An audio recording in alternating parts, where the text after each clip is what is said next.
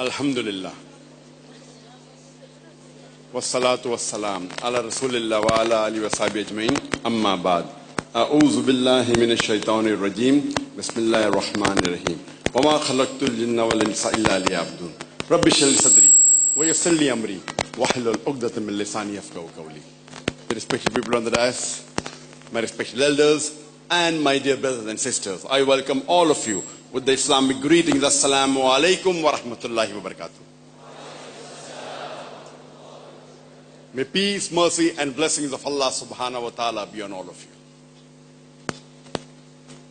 It's my pleasure and an honor to be in this esteemed university, UITM.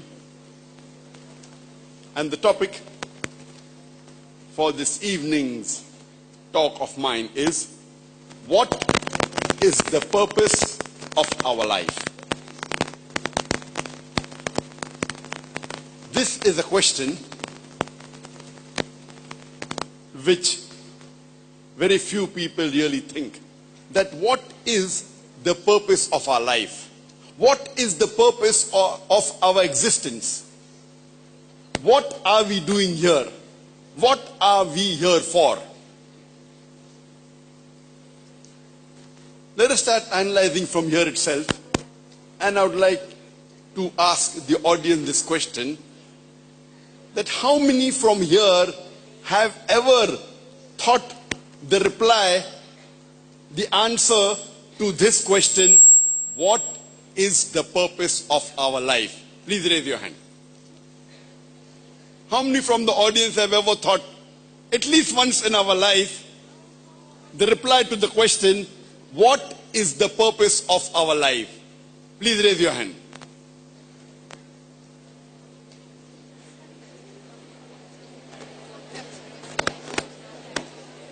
Okay, maybe 50 hands are raised, or 60, 70, out of maybe a few thousand. Not bad, a couple of percentage, alhamdulillah. At least 3-4% from us have tried to think to this query, what is the purpose of our life? One may ask me, Dr. Zakir, is it really required to answer this question? Do we really have to think what is the purpose of our life? Let me give you some examples, then you realize what is the importance to know what is the purpose of our life. Once there was a traveler who comes at a crossroad and he asks the passerby, where does this road lead to? The passerby asks him the question, where do you want to go? He says, I don't know.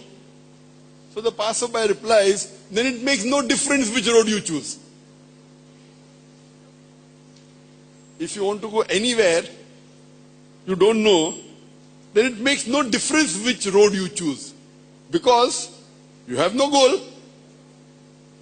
Imagine there is a builder who lays the foundation of a building, and when you ask him, how many stories building do you want to build?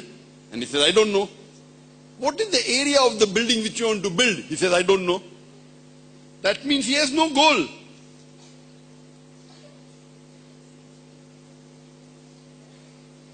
I would like to give you some few more examples. Once a man asks his neighbor, your dog keeps on chasing cars and vehicles. I wonder, will he ever be able to catch up with a car? So the neighbor replies, I'm not so much concerned whether he'll be able to catch up with the car or not. I'm thinking, what will the dog do once he catches up with the car? That means the neighbor was far thinking that even if he catches up with the car, if the dog catches up with the car, what will he do?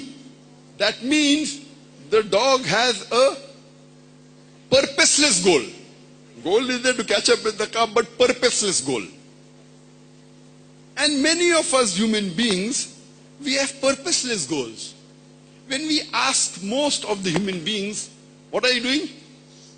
They will say, we are doing graduation. What will you do after finishing your graduation? They say, I don't know. Their goal is to become a graduate, But why you want to become a graduate, they don't know. Goal is there, but a purposeless goal. And many of us students, they want to copy their friends. Why you want to become a graduate? Because my friend wants to become a graduate. What will you do after becoming a graduate? I don't know. You have chosen commerce. Why have you chosen commerce? Because my friend has chosen commerce. What will you do after become a BCom? Bachelor in commerce? I don't know. What will your friend do after she becomes a bachelor in commerce? I don't know. Purposeless goals. Sometimes many human beings want to just copy without reason.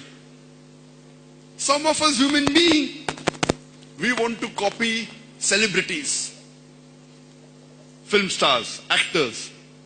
And I am born in the city of Mumbai. It is known as Bollywood.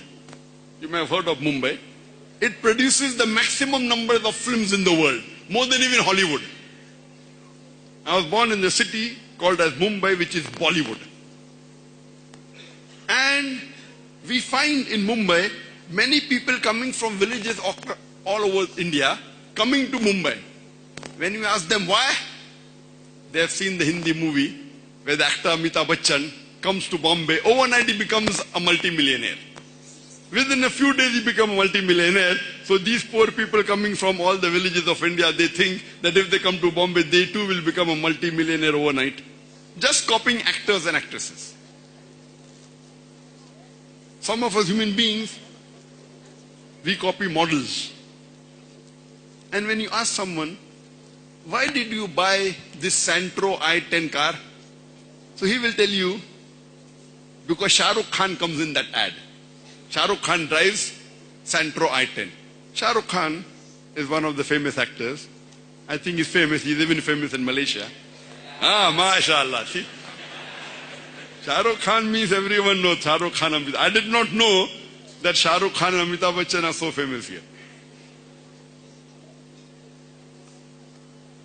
They want to buy Santro i10 because Shah Rukh Khan drives that car. Let me tell you, I doubt whether Shah Rukh Khan owns a Santro i10. He may be owning a BMW or a Mercedes or a Rolls Royce. I think the only time he might have sat in the Santro i10 was maybe for doing the advertisement. That's it. Many of us, we just follow models. And when we ask, why have you bought the Tagore watch? No, Shah Rukh Khan wears Tagore watch. I doubt whether he wore Tagore watch before he became an actor. What has Tagore watch got to do with his acting? We are just copying the celebrities, the actors, the models, without realizing whether it's a fact or not. And this is how the ad industry, it flourishes.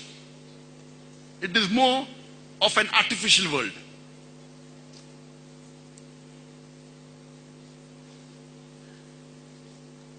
Let me give you an example of a businessman, a very rich businessman. He buys a textile company. And when you ask that businessman, why have you bought a textile company? He says, because a textile company makes a lot of profit. So he has a goal. His goal is to make profit.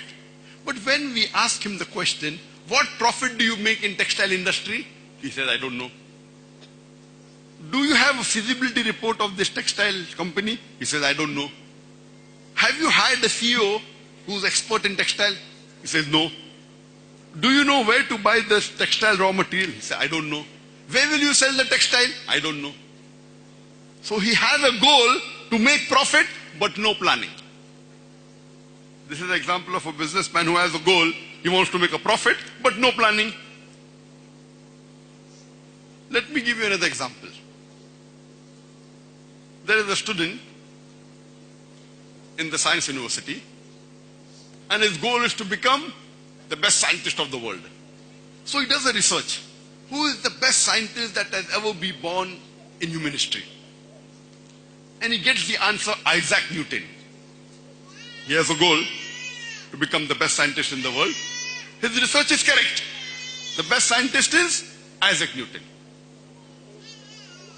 Then he studies the lifestyle of Isaac Newton and he tries to imitate. Then he starts keeping long curly hair like Isaac Newton. He wears clothes like Isaac Newton. He wears shoes like Isaac Newton. This person has a goal. He has a planning, but wrong planning. Do you think the hair will